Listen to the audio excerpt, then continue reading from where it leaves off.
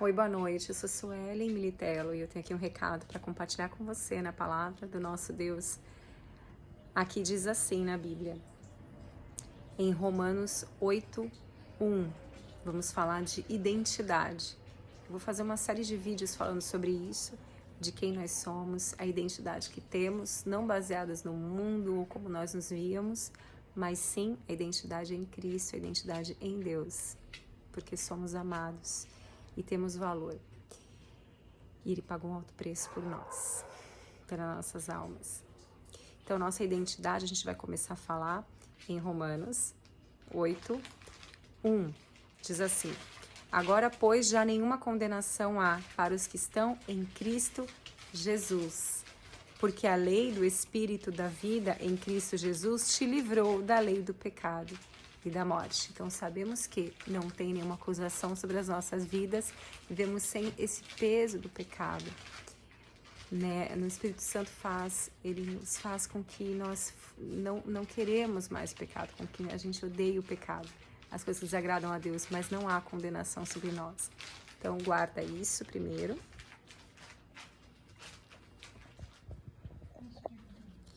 Depois, em Efésios 2:10, diz assim, a palavra de Deus: pois somos feitura dele, criados em Cristo Jesus para boas obras, as quais Deus de antemão preparou para que andássemos nelas. Ou seja, aqui diz sobre o propósito e sentido da vida que tanta gente está procurando. Aqui diz que Deus, que nós somos feitos por Ele e que nós fomos criados em Cristo Jesus para boas obras e que de antemão Deus já planejou para nós, Ele já tinha para nós. Aí a gente vai continuar agora em Pedro 2:9, primeira, né, Pedro 2:9, que diz assim: vós, porém, sois raça eleita, sacerdócio real, nação santa, povo de propriedade exclusiva de Deus, a fim de proclamardes as virtudes daquele que vos chamou das trevas, como nós éramos, para a sua maravilhosa luz. Ou seja, esse é o nosso propósito. Então, você vê que a identidade é saber que somos amados por Deus, saber de onde viemos, o que nós estamos fazendo aqui, mas esse propósito também é importante para afirmarmos nossa identidade, sabemos qual que é o sentido das nossas vidas. Esse trabalho que Deus já de antemão preparou para nós é esse, é resplandecer a luz de Cristo e falar do amor de Deus para toda a criatura, espalhar esse evangelho tão amado e que transforma tanto vidas. Então esse é o trabalho que nós temos, esse é o sentido para nossas vidas. Se a gente não fizer isso, tudo perde o sentido e sai do plano de Deus para nós. E depois agora a gente vai ler 2 Coríntios 5:17, que diz assim: e assim, se alguém está em Cristo, é nova criatura, e as coisas antigas já passaram, e eis que se fizeram coisas novas. Ou seja, aqui é a nossa identidade, a gente já sabe do propósito, sabe que somos amados por Deus, feitos por Ele, que Ele já tem o plano do que faremos, que é propagar o Evangelho. E aqui diz que o que foi passado, como nós não temos mais acusação sobre as nossas vidas, aquilo que foi passado, Deus tem coisas novas para nós, Ele fez tudo novo a partir do momento que a gente renasceu em Cristo.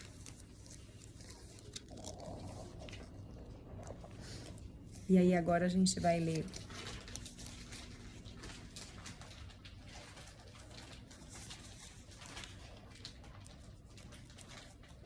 outra aqui passagem, que vai nos falar também aqui em outro versículo, um pouco mais de quem nós somos em Deus. Então agora com Jeremias 2:13, diz assim, na palavra do nosso Deus: porque 2 males cometeu o meu povo. Presta atenção nisso. A mim me deixaram o manancial de águas vivas e cavaram cisternas rotas, que não retêm as águas. O que Deus está falando aqui? A gente já sabe que somos amados por Ele, sabemos de onde viemos, somos feitos à imagem e semelhança de Deus, temos o propósito que Deus já planejou para as nossas vidas. O sentido das nossas vidas é resplandecer o amor de Cristo e falar dele em todos os lugares. E falar que tem um Deus Criador Altíssimo, que está no céu, e que lá nós iremos, que criou todas as coisas, e que Ele controla tudo e todas as coisas. Só que nós temos essa fonte de água viva, onde renova nossas forças, onde nos mantém avivados, nos mantém em paz, que é o Espírito Santo de Deus, a fonte, né, de todas as coisas, a paz que excede todo entendimento. Só que diz que o povo de Deus, por muitas vezes, cava suas próprias cisternas, ou seja, esquece do propósito que tem, esquece de quem são, para cavar outras coisas, outras fontes substitutas, na tentativa de substituir Deus por outras coisas. E aí que não dá certo. Aqui quando diz são fontes de água, de fontes rotas, é porque são fontes que não são falsas, que não vão brotar a água viva, que vai preencher o nosso ser completamente, porque nós nascemos para adorar a Deus, nós nascemos, pertencemos a Ele, Ele está em nós estamos com Ele. Então, se a gente vai buscar outra fonte que não seja a fonte dele, é aí que está a queda do ser humano. É aí que mora todos os males, enfermidades, angústias, males emocionais, porque as pessoas substituem a fonte de água viva que jorra e que você não tenha sede nunca mais por outras fontes que não vão saciar, que não vão de maneira nenhuma preencher o que o nosso coração precisa, ou seja, vai continuar com um vazio. Só Deus, como dizem por aí, né? Como dizem, é um pedacinho aqui que fica faltando, que só Deus pode se encaixar ali e preencher. É do tamanho de Deus mesmo, realmente. E essa fonte de água viva, ela não pode ser substituída. Diversão, lazer, amigos, profissão, cônjuge, qualquer coisa. Não pode ser substituído. A fonte que jorra eternamente, que mata verdadeiramente a nossa sede de paz, sede de vida, é só Deus. E aqui a gente finaliza em Jeremias 29, no capítulo 11, que diz assim: eu é que sei que pensamentos têm a vosso respeito, diz o Senhor Altíssimo. Pensamentos de paz e não de mal, para vos dar o fim que desejais. Deus aqui sabe os pensamentos que Ele tem a nosso respeito e são pensamentos de paz. Se Ele planejou tudo para nós, se Ele dá o propósito, já deu para nós falar dele, deu uma fonte de água viva que jorra sem fim para que a gente nunca mais tenha falta de nada. Tudo podemos nele que nos fortalece. E o Senhor é nosso pastor, nada nos faltará. Quando nós entendemos isso verdadeiramente, nós entendemos que Deus, Ele tem bons pensamentos de nós.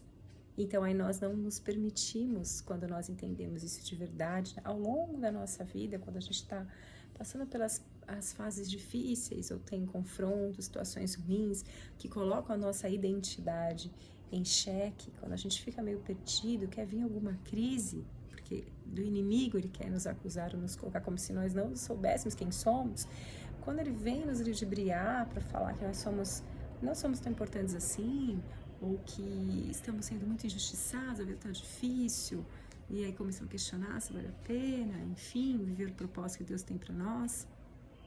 A gente lê isso aqui e a gente lembra, Deus tem pensamentos bons ao nosso respeito. E se ao longo da nossa vida a gente guardar isso, a gente vai saber que tudo vai dar certo e tudo coopera para o bem. Os que amam o Altíssimo.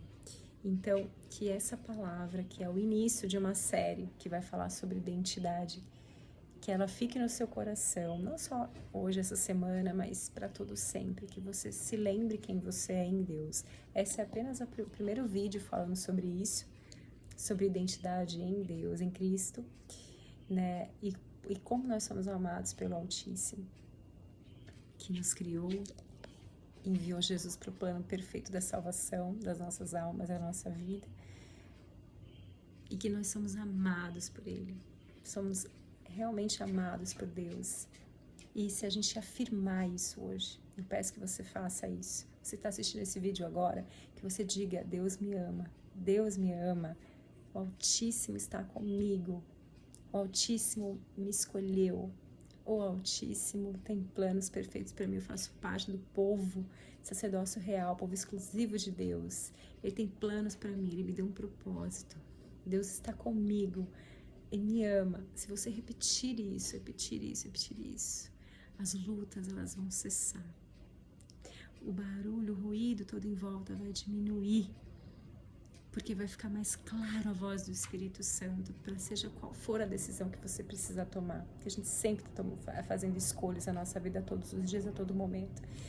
Então, em todas elas, se você puder lembrar quem você é, que você é amado, o seu propósito, que você é povo exclusivo de Deus, fica muito mais fácil passar por qualquer coisa. Que Deus abençoe, que você se recorde quem você é, que você se sinta amado, sinta o amor de Deus agora. O amor de Deus está passando em mim aqui, estou sentindo. Está passando também agora, tenho certeza, para você. Creio que você está tomando a decisão agora de ter esse posicionamento, de saber quem você é e de se colocar agora nas situações com autoridade dada por Deus, de filho de Deus, porque é isso que nós somos. Fiquem com Jesus, Deus abençoe, tchau. Fui, fica com Deus.